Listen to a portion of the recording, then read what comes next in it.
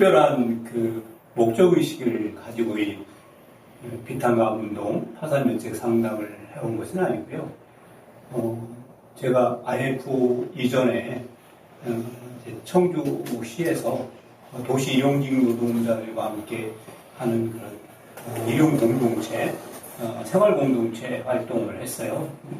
함께 일하는 사람이라는 제목을 가지고 일을 했는데 90년대에 시작을 해서 주로 이제 도시에서 건축 분야에 이제 일용 노동자들이 모여 사는 생활 공동체였었는데 IMF가 터지면서 속된 말로 망할 수밖에 없었어요. 갑자기 일자리가 줄어들고 또 이제 일을 해주고도 제대로 돈을 못 받고 그런 과정에서 이제 우리 구성원들이 다 생활을 해야 되는 생활인이니까 생활에 어려움을 겪게 되고 또 그러다 보니 모임이 해체되게 되었어요. 저는 마음이 굉장히 불편하고 힘들었던 상황에서 도피하는 것처럼 마치 도피처를 찾아가듯이 신학교를 이제 가게 되었습니다. 1999년도에 기초생활보장제도라는 게 생겼어요. 이거는 우리나라 헌법 34조 대한민국 국민은 누구나 인간다운 최소한의 삶을 누려야 된다는 헌법 정신에 의해서 만들어진 것에도 불구하고 이게 아주 지독한 선별복지를 추구하는 제도예요. 그러다 보니 수급자로 지정이 되려면 내가 얼마나 가난한지 스스로 가난 고백서를 써야 되는. 그래서 그 무렵에 제가 이제 민중교회 자원봉사 활동을 하고 있었는데 할머니들 이렇게 동사무소에 가서 수급자 신청을 하면 자식이 있어서 안 됩니다. 또는 뭐가 있어서 안 됩니다. 이렇게 이제 거절을 당하고 돌아오는 거예요. 그럴 때마다 눈물을 흘리고 하는 그런 할머니 또 형편이 어려운 사람들을 보고 그분들 하나하나 상담하다 보니 기초법 전문가처럼 상담하게 되었고 그 과정에서 모든 가난한 사람들이 공이 다 빚이 있는 거예요. 그리고 이 빚은 그분들의 그런 경제 활동 능력이나 가정 경제 형편상 도저히 갚을 수 없는 그런 빚인데 이걸 처리할 수 있는 방법이 정말 막막했죠. 그래서 사람들이 빚을 지고 이제 가족이 해체되고 빈곤의 나라로 불러 떨어지고 심지어는 자살되는 내용을 상황들에서 그 문제를 해결하기 위해서 이제 이리저리 인터넷도 뒤져보고 그렇게 이제 고심하다가 개인 파산 면책 제도라는 것을 찾아내게 되는 거예요. 그래서 그 상담을 눈에 밟혀서 하게 된 거죠. 그런 어떤 신학적 사명감이나 아니 목회적 그런 비전을 가지고 시작한 게 아니고 그런 사람들이 눈에 밟히니 그분들의 문제에 이렇게 간섭하게 되고 손붙잡게 되고 하다 보니까 그게 이제 전문 사역자처럼 17년 동안 이제 그 일을 하게 되었습니다. 파산면책을 할 수밖에 없는 상황에서 파산면책이 끝나고 그리고 새로운 길을 찾아 나서는 그런 사람들 몇몇 사람들은 사회복지를 공부해서 사회복지 현장에 일하기도 하고 또 아니면 새로운 자활공동체를 협동조합을 만들어서 같이 그런 생활공동체를 꾸려나가는 그런 정도의 사례가 한두 건씩 있습니다. 물론 그것을 보람으로 여길 수는 있겠죠. 청년들은 이제 대학을 졸업하면 학자금 빚과 또 생활비 빚을 치고 대학을 나서게 돼요. 이게 거의 대부분의 학생들이 그렇게 되고 그 금액이 작지 않습니다.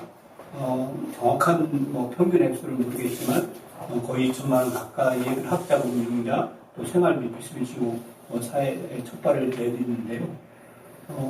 사회에 나와서 처음부터 이렇게 좋은 직장에 정규직 직장에 이렇게 취업을 하면 그 정도 빚이 아니 갖고 나갈 수 있겠죠. 그렇지 못하면서 일용직이나 아니면 비정규직으로 이렇게 사회생활을 시작하게 되면 빚이 늘어날 수밖에 없어요. 왜냐하면 버는 소득 가지고는 도저히 생계를 유지할 수가 없다 보니 생활비 빚이 계속 늘어납니다.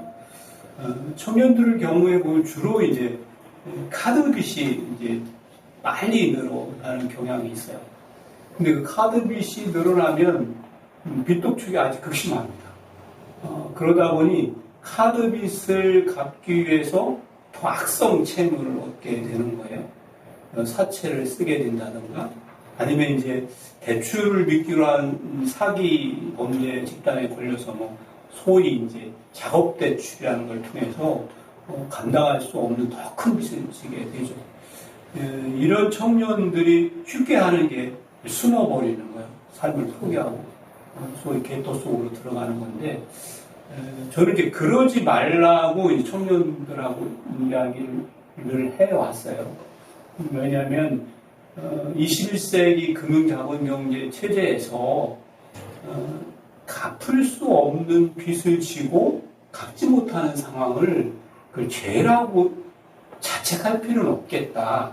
물론 우리 사회는 아직도 그런 상황을 이제 도덕적 해이라고 손가락질합니다만, 그 사람들에게 무지막지한 추심을 가하고 가족 해체되게 하고 빈곤의 나라로 떨어뜨리고 자살 대회로 내모는 것은 인권의 문제다라고 생각을 하는 거죠. 청년들이 빚을 지고 못 갚게 되는 상황에 대한 죄의식에서 벗어났으면 좋겠다. 물론 빚을 일부러 안 갚으려고 작심하고 빌려서 이렇게 잠적하거나 다른 데 쌓아놓는 것은 사기죠. 그건 형법으로 처벌해야 되는 거고, 21세기 이 금융자본경제 체제에서 정당한 경제 활동을 하고 그러는 과정에서 지고 갚지 못하는 빚을 못 갚는 상황이 되면 안 갚아도 될 수 있다. 이 과격한 말인지 모르겠지만요. 그래서 개인 파산 면책이라는 제도는 21세기에 있어서 이건 도덕적 해이가 아니라 인간의 권리이고 인권의 문제다, 이렇게 청년들이 이해를 했으면 좋겠다. 아마 한 4, 5년 전부터 매년 청년들이 뭐 10,000명에서 15,000명 가까이 개인회생을 신청하는 그런 상황들이 지금 계속 이어져 오고 있습니다. 아동 보호시설에서 보호시설 종료 아동들을 상담하고 교육한 적이 있는데요. 아동 보호시설에 소위 이제 재무 설계, 아니면 재무 교육, 금융 교육을 이제 나와요. 주로 이제 금융권에서 나오는데, 그 금융권에서 나온 그 아동 보호시설에 있는 청소년들에게 교육하는 그 교육 내용을 제가 보고 깜짝 놀랐어요.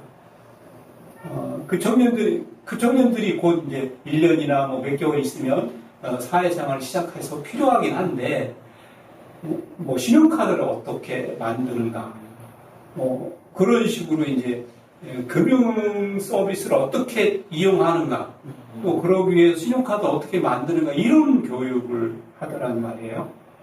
근데 사실 그 보호시설 종료 아동들을 위한 교육은 정말 중요한 건 명의라는 게 뭔가, 내 명의를 갖는다는 게 뭔가, 계약이라는 거에 책임과 의무가 뭔가, 그게 얼마나 자신의 경제활동, 인생 전체적인 경제활동에 큰 영향을 미칠까, 이런 교육들부터 시작을 하고, 그런 다음에 이제 어떻게 금융 서비스를 이용할까, 금융 상품을 이용할까, 그건 나중에 문제인데, 그런 교육을 한 거 보고 깜짝 놀랐어요.